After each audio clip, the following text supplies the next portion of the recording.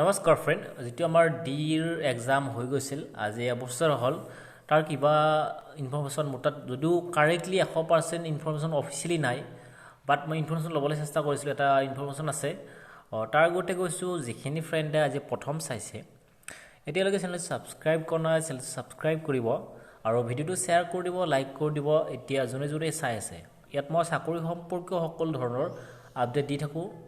Friend, ডিৰ আজি এক বছৰে হ'ল, যিহেতুকে ডিৰ এটা নিউজো ওলাইছিল মাজতে, যিবিলাকে এক্সাম দিছে গমেই পাইছে।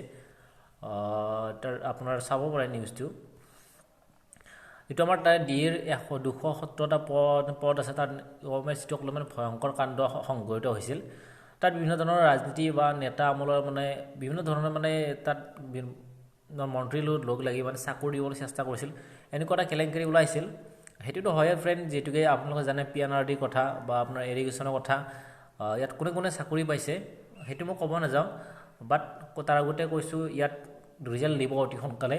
ডিচেম্বৰৰ লাষ্টলৈ কিবা এটা ইনফৰমেশ্যন আহিব।